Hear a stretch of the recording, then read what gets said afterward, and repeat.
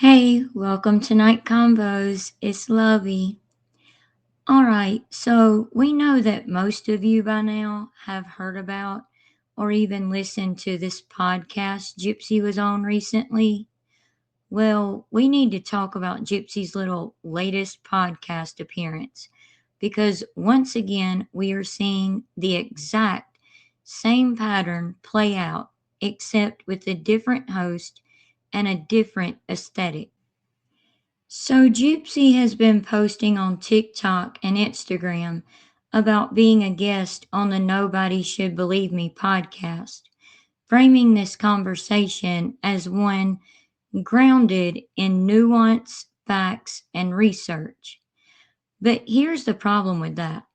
When you actually listen to the episode and then compare it to the documented evidence, that framing does not hold up. And yet again, it's especially concerning because the podcast host, Andrea Dunlop, presents herself as an MVP and factitious disorder expert. So we're going to look at it and break this down carefully, factually, and with receipts. You don't want to miss what we have to say and look at in this video. Just to let you know, we may have to do a part two to this video because we wanted to talk about and cover both parts of the podcast. Excuse my voice, by the way. I've been dealing with a cold, so my voice may go out a little bit here and there.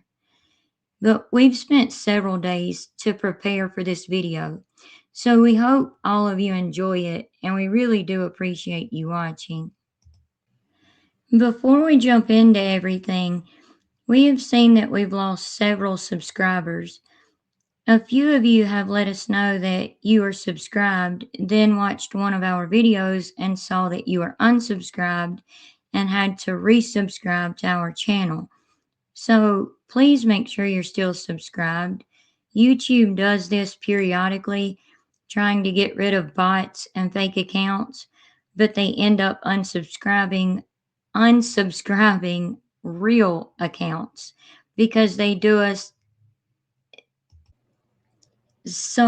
use AI a lot, not just human review. So we would truly appreciate you checking, and it would honestly mean so much to us. Also, if there's any particular topics or stories you want us to cover, along with all the other Gypsy videos we've been working on, please let us know in the comments, or even better, email us and let us know. Our email is in the description box of every video. It's nightcombos2018@gmail.com. Okay, so besides all of that, thank you so very much to all of our channel members and subscribers. We really do think of all of you as our YouTube family. So again, thank you. If you're not already, please consider subscribing, hitting the like button, sharing, and hitting the notification bell so that you don't miss any of our videos or posts, and we would greatly appreciate it so much. And please don't forget to leave your thoughts and opinions about everything in the comments below. Okay, like I was basically saying, we're going to be doing a little mini deep dive into all of this. So get ready for a good bit of factual information and receipts. Okay, so first, context definitely matters in the video we're about to watch and everything we go over also.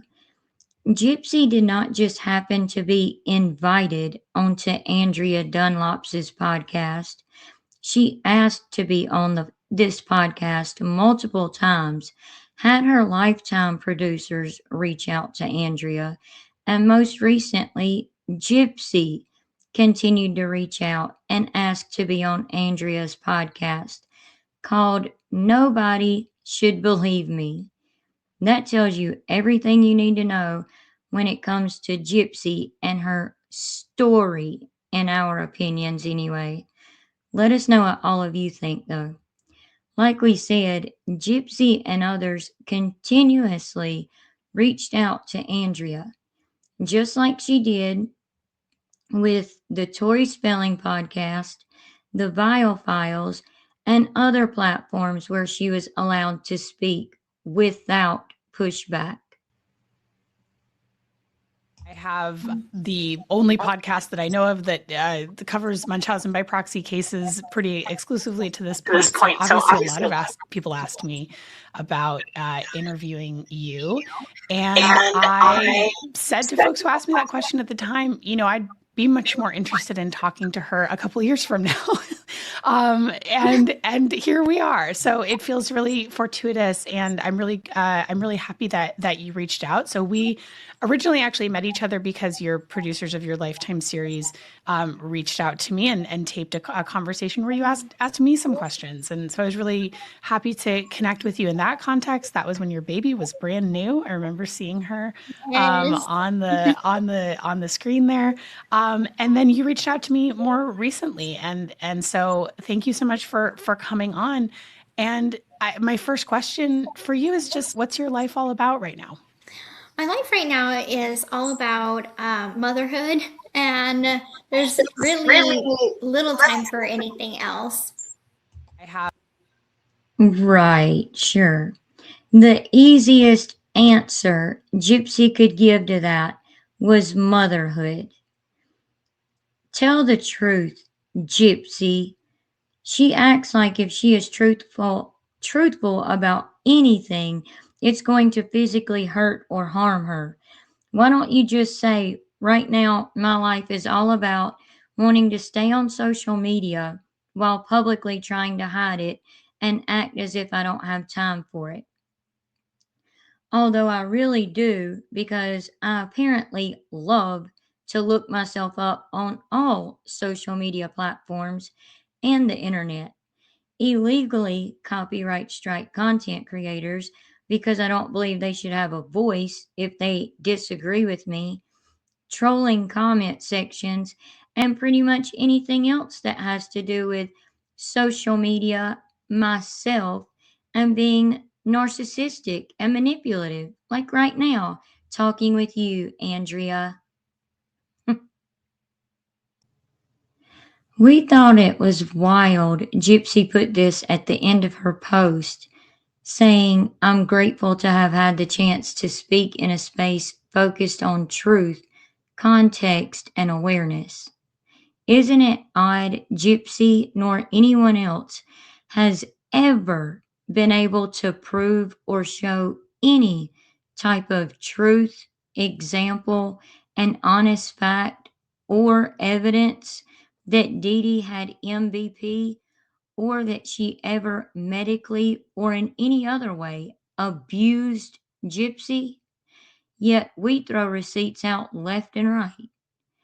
Factually speaking, there is one document with one line in Gypsy's medical records that we have seen anyway, and we have gone through all of them, which says patient's mother was possibly showing signs of Munchausen syndrome by proxy or malingering.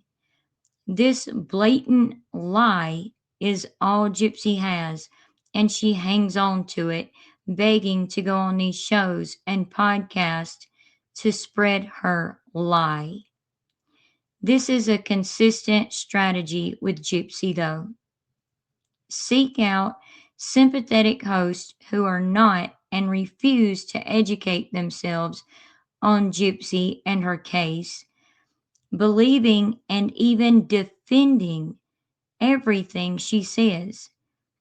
Avoid conflicting questioning and reinforce a preferred narrative. That alone doesn't make something untrue, but it does matter when the host fails to independently verify anything being said. We'll get to more on that in just a minute.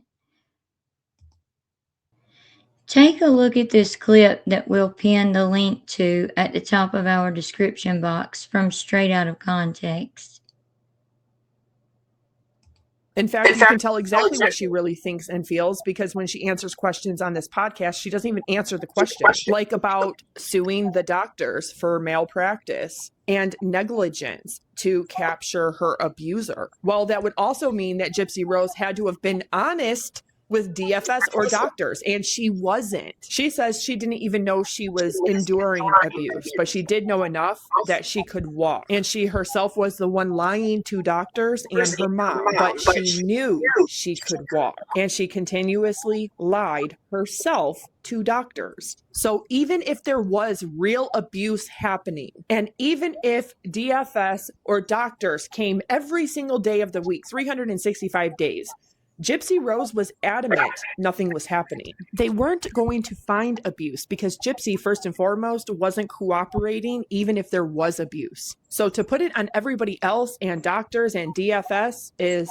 disgusting because they were called and they did come out. People knew, including Dan Glidewell, others, neighbors, friends, and a lot of family, including her father and stepmother. They knew she could walk and they neglected her so much that they allowed her to sit in a wheelchair and even helped push her in a wheelchair, knowing good damn and well that she could walk. Barb makes some great points in her video and did an amazing job going over the first part of this podcast episode Gypsy was on. If you haven't seen it, you really should watch it. Don't forget what Barb was saying about medical malpractice. We're going to come back around to that. Curious question though. Just how much did Gypsy pay you exactly, Andrea? To be on your podcast and have you basically call the public liars since you say that there's no evidence or credible debate to be had proving Gypsy was not abused, and to say that any comments will be deleted that, in your words, Andrea, quote, speculate or try to debunk Gypsy's story because it is disrespectful to Gypsy's story? That's exactly what it is, a story, Miss Andrea Dunlop, not truth and not fact. Then you want to talk about sending a horrible message to other survivors? Well, that's exactly what you did in your statement, Andrea. Do you even realize that is disrespectful to real survivors of abuse and sadly people who've lost their lives due to abuse? Andrea, you are disrespectful to true survivors of abuse because you allow people like Gypsy Rose Blanchard to have a platform on your podcast to spread exactly what you called it, her story, which is exactly what it is. Nothing more than a story, a narrative that changes all the time. You did exactly what Gypsy wanted you and so many others to do and fell right into her sociopathic lap of manipulation.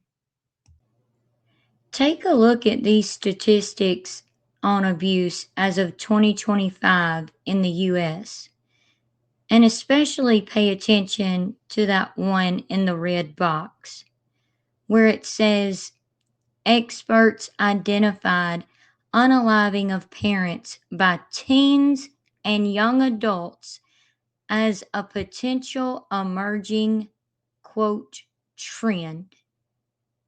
Wonder if that has anything to do with Gypsy Rose Blanchard, her case, her story, and her wanting to stay on social media and in the spotlight, yet claim it was done without her consent. Even though in the emails, her prison emails, she was emailing someone bragging about how her followers had gone up on Instagram and how her TikTok followers were going up and how quickly her social media platforms were growing with followers. But again, do you even realize how you disrespected real victims of abuse in your TikTok post, Andrea? Yeah, I don't think you do, Andrea, because if you did, you would never make a statement like that. If this woman did not want people coming at her with truth and facts, she should have done a little research into who in the flip she was hosting on her podcast. We'll get back to that in a few minutes, though, because we want to know something and we have something else to say about that as well that we feel shuts this whole statement down that Andrea made on TikTok. But more on that later, though. But hey, that's just our opinions. Let us know yours. Gypsy has said numerous times CPS or DCFS didn't ask the right questions. Well, what about when she had an attorney and social worker and doctors working on her behalf? Not Dee Dee's, but Gypsy's behalf, in the best interest of Gypsy, like we see in this document. Gypsy, why didn't you tell the social worker or police officer or doctors when you were alone with them?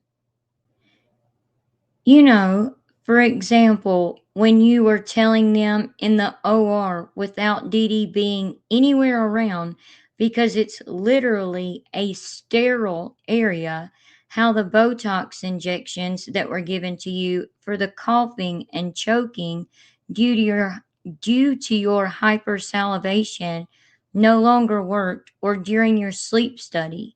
That's just two examples. Why didn't she tell any of the many people she spoke with online if she was truly being abused so horribly like she claims? She does not want to let go of that bold faced lie. Gypsy, you're not going to go to prison if you tell the truth about it, so let it go already. Also, why did you sit in a wheelchair knowing you could get up and walk out and Dee Dee was sick? Just give it up already. It's truly pathetic at this point. Gypsy sat in that wheelchair knowing she could walk with her big adult self. Like we've always said, Gypsy was in control of this. Gypsy could have gotten up at any moment and said, I'm not going to continue to be a part of this lie. But did she? No, because she was the one benefiting so much from it, and she was not going to give up any of those perks that she received. Let's look at one of Gypsy's many social media posts. Speaking of her being online so much, she posted this on TikTok. My response to those who invalidate my abuse as a trauma survivor. My mother had my mother had never been formally diagnosed with MBP. However, experts strongly believe that with all the warning signs, she had undiagnosed MBP, Munchausen syndrome by proxy, or another term, factitious disorder and malingering. She often lied about my health and manipulated everyone around her, in, including doctors and family. Now let's look at some actual facts. Here's part of Gypsy's medical records, not just a social media post. This particular part we're looking at here, you can clearly see Gypsy was lying to the doctors. Also, what do you know? The audiologist said Gypsy was malingering or not fully cooperating today. Take your pick. Let us know which one all of you think it is. This is why we say, even though Gypsy had her quote, people basically begged for her to be on this podcast and others, and why Gypsy won't have a civil, calm conversation or allow real questions to be asked. For example, by us, straight out of context with Barb, Becca Scoops, Toddy, and other content creators who have offered. Because one, we believe Gypsy probably gives these hosts the questions to ask, or at least tells them what not to ask, what she will and will not answer. And another thing, Gypsy gets to manipulate these people for her own benefit and have them making excuses for her because, again, they simply do not do their research. She knows she would never get away with that with any of us in a sit down interview. Therefore, Gypsy gets to control the story and what people who don't know her get to learn and hear about her. She can try to control what others think and believe, which is why it's so important to continue to talk about and expose her for what she is using facts, truth, and evidence. Listen to this next clip of the Nobody Should Believe Me podcast that we have. Doctors clearly suspected abuse. The doctors who spoke in the documentary describe this. One of them, I believe, describes seeing you walk and that you were in a wheelchair. And I think for those of us that are knowledgeable about abuse, just absolutely tearing our hair out at that comment, because you understand that this doctor is breaching their ethics and honestly breaking mandatory reporting laws, because I just think, sir, you're describing a massive red flag for abuse and you did not report it. I'd imagine that's really a hard thing for you to reflect on. And actually, you talked in an interview about that you at some point were considering legal action against some of those doctors. I was. Well, we can go ahead and tell you, Miss Andrea, Gypsy doesn't know what her own medical records say, nor would she even understand them. She relies on her BFF, Bree, for that, who relies on ChatGPT to explain what a certain medical document means. She also says, which Gypsy has agreed with multiple times and allows her other cult like TikTok followers to continue to say publicly as well, that Dee lied to doctors because there are a couple of times where Dee and even Gypsy are described as poor historians in Gypsy's medical records. And they claim, oh, hold on, I apologize. Sorry about that. Some weird thing popped up across my screen.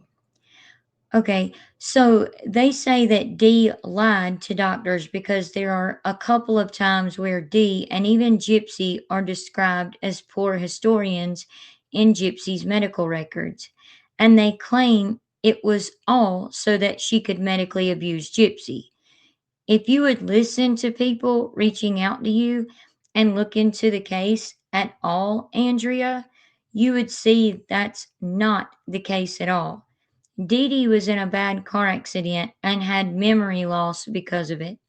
If she didn't want the doctors in Missouri knowing anything so she could lie, then tell us why do we have the medical release form Dee filled out and signed for those doctors to send to Louisiana to get all of Gypsy's medical records after they were living in Missouri. It's also funny Andrea mentions ethics, which we'll get into more in just a minute. I was. And the only reason why I haven't is, I was in prison for 8.5 years after all of this, sort of happened. And so, Okay, wait. I apologize for pausing again so soon, but I'll back it up a few seconds in just a minute. Gypsy just said, in the time I was in prison, after all of this, sort of happened. Excuse us, Gypsy? What do you mean, all of this that sort of happened? Do you mean you planning and probably participating in your own mother Dee Dee's unaliving for almost 3 years? Who you don't deserve to even call mom? She completely just diminished the fact that she literally took a life from this world. We were absolutely shook when we heard that for the first time. in the time that I was in prison, a lot of people are like, well, you could have had all the time in the world to build your case up, but it's like I didn't have access to the internet to try to like find lawyers and do all this sort of outreach and all this kind of stuff. It wasn't accessible to the fullest ability. Okay, so right there, I wrote, yet, Gypsy, you had time to get Ryan and others like Rachel Garlick to build up your social media platforms, right? You were emailing about your followers and how many you had. Gypsy, you also had time to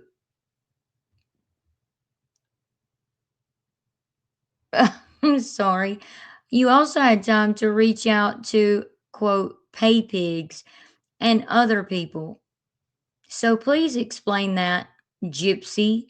You could do all of that, but you couldn't get any of these people you reached out to simply do a few Google searches or find you a medical malpractice lawyer, which that's funny because, yeah, Mike Stanfield took those types of cases.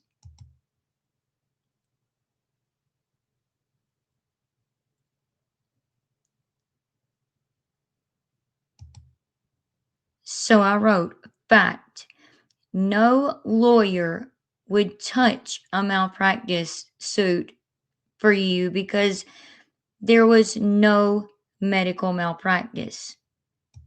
There just wasn't. Fact. It is a fact, a proven fact. Another fact. Gypsy's attorney slash manager slash doesn't have anything to do with her anymore took medical malpractice cases, like I just said. He did not think she had a case, so why would Andrea think she has one? Hmm, that's really odd.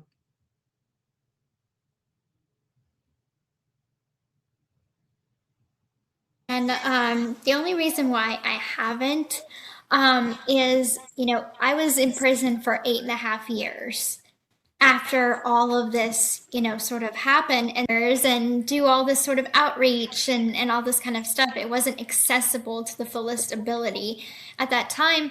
And then once I got out, it's like with everything with the media and the documentaries, Oh my writing my goodness. book, then getting pregnant and my pregnancy, it's like life was just way too much to take on now another court case. So it's like, yes, now that I am starting to kind of settle into a calmer life, I can reconsider that avenue and see. Gypsy just now saying that now that everything has calmed down for her, she can look to go down that avenue of a medical malpractice suit again and look into that and everything now. But that's funny because she has her BFF Bree and Bree number two, Big Mouth Sheena, and the rest of her loyal TikTok followers telling Perez Hilton and everyone else that she can't sue for medical malpractice because the statute of limitations has run out. Which you might want to be a little more careful with, Gypsy, because you continuously badmouth these doctors by name, and they could absolutely sue you for defamation. So you might want to be a little more careful there, boo.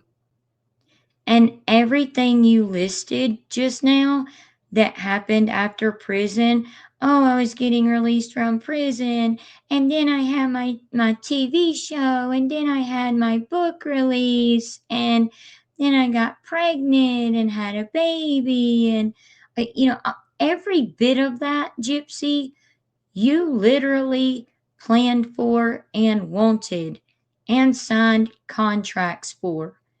Other than getting pregnant, I mean, you don't sign a contract for that one. But, you know,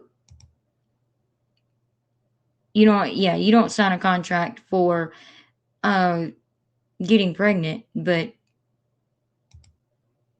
you definitely had contracts where you were getting paid for the TV show and your book and for all these interviews and social media and everything else that you have done since being out of prison. Like we were just saying, no, Gypsy, you won't get to look into a medical malpractice suit now that things have slowed down, which we don't get because she has a toddler. Well, I mean, a 1 year old, but still a toddler. She has a child that is walking, a man, and a house to keep up, right? Again, you do not have a case, Gypsy. This is a summation of the four things needed to prove a medical malpractice case, which Gypsy cannot do any of. So, going back to the MVP and factitious disorder situation, and Andrea, she describes herself as an authority on Munchausen by proxy and factitious disorders. But it really is important to be precise here. Andrea is absolutely not a clinician, a forensic psychologist, or a medical researcher. She is a self proclaimed expert based on personal experience within her own family. That personal experience being her older sister getting investigated twice for Munchausen syndrome by proxy, medical child abuse, which led to Andrea starting her podcast after the situation caused a significant rift in her family. Lived experience matters, yes, but lived experience does not replace her using case specific research, primary source documentation, or evidence based analysis, all of which most of us have done and continue to do with the Gypsy Rose Blanchard case. And in a case that's as complex and document heavy as Gypsy Rose Blanchard's, skipping that step is not just irresponsible, it's dangerous and downright highly unethical, Andrea. Especially when she wants to claim to be an expert in Munchausen syndrome by proxy or factitious disorder imposed on another, and MCA, medical child abuse.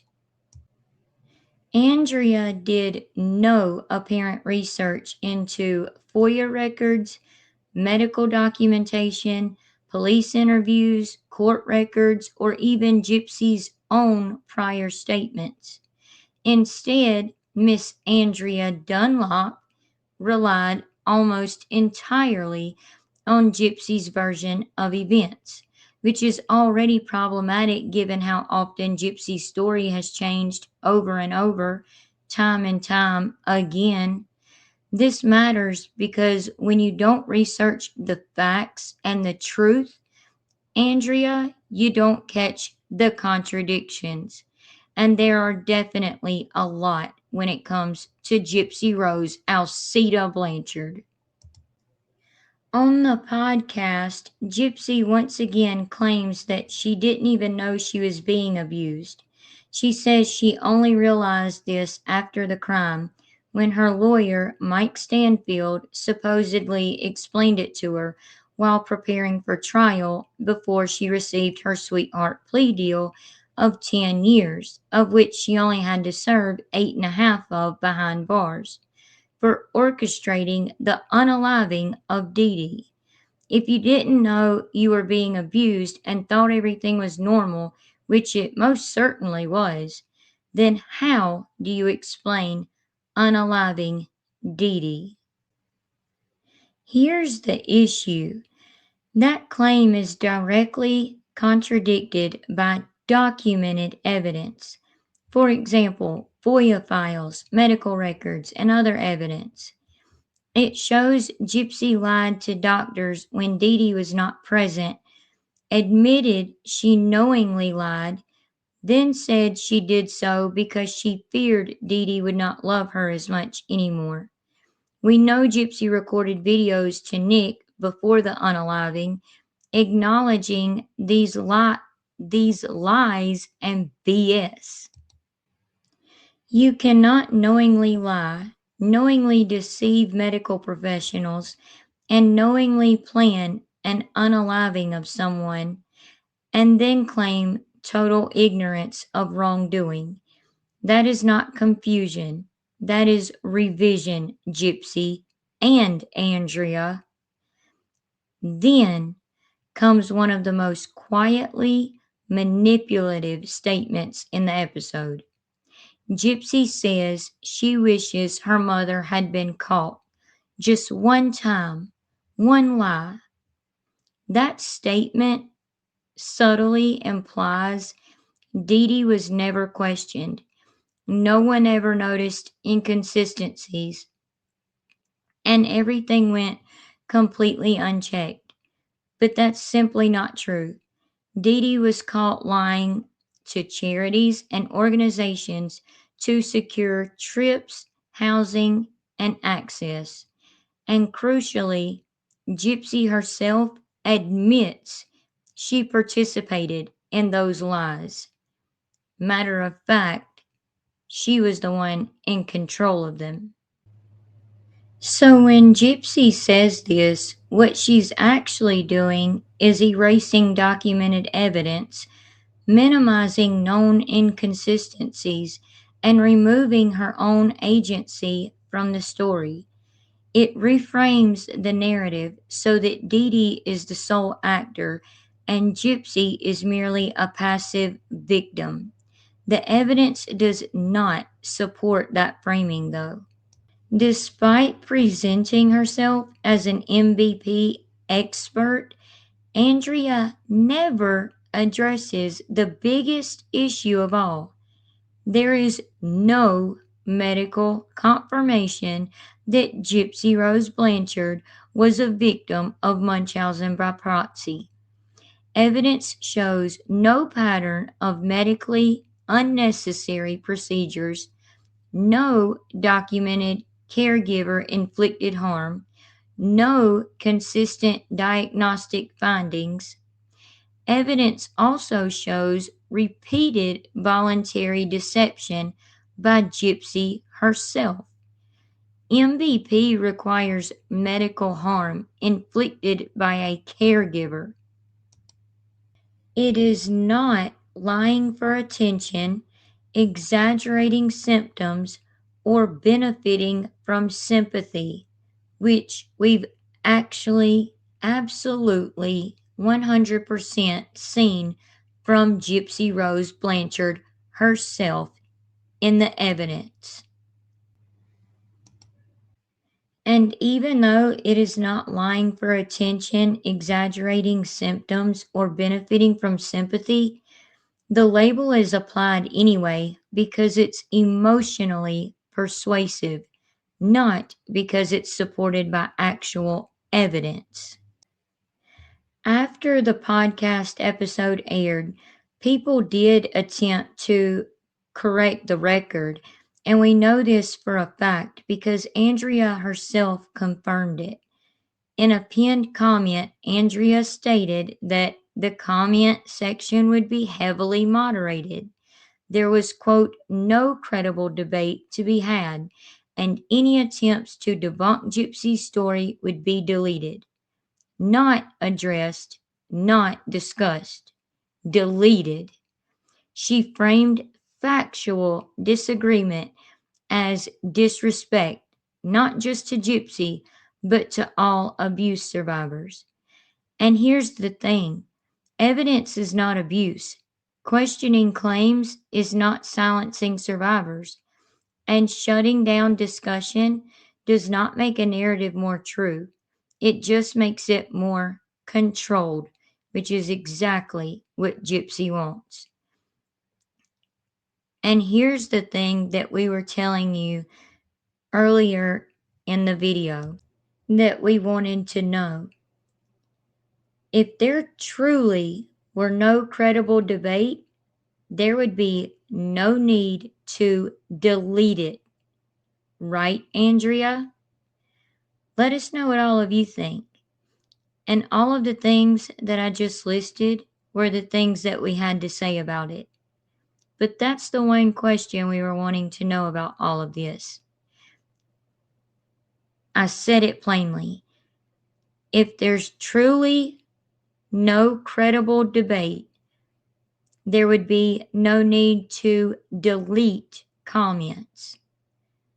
So why would she have the need to if this statement right here is what she believes? This podcast was not about nuance. It was not about education. And it was definitely not about truth. It was all about narrative reinforcement, platform protection, and avoiding evidence. Advocacy without accuracy is not advocacy, and accountability is not hate, it's honesty. So, in our opinions, Gypsy and Andrea both can shove it. At least until Gypsy is ready to be 100% honest about everything, take responsibility and accountability the way she holds Dee Dee accountable and responsible for things she never did. And when Andrea is ready to be bold enough to do a little research into who she has on her podcast episodes and correct the damage that has now been done that she was every bit a part of, and be more responsible about who she has on her podcast episodes, especially when it comes to people like Gypsy Rose Alcida Blanchard. We apologize for this video being long. We did at least tell all of you that we were going on a little mini deep dive though. We hope all of you enjoyed it, and we truly appreciate you watching. Let us know if you made it to the end and what your thoughts and opinions are about everything we looked at and went over. And don't forget to look out for our video on part 2 of this podcast. We also have a video coming about a video that Gypsy posted to her TikTok account, the one without 9 million followers, earlier, where she spoke about Andrea and anti-Gypsy content creators. So make sure you're looking out for that. Thank you so very much again, truly, to all of our channel members and subscribers. If you're not already, please consider subscribing, hitting the like button, sharing, and hitting the notification bell. And we would greatly appreciate it so very much.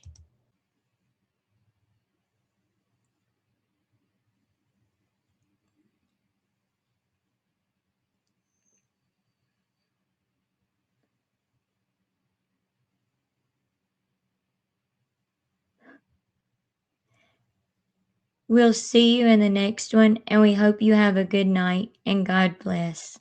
Bye.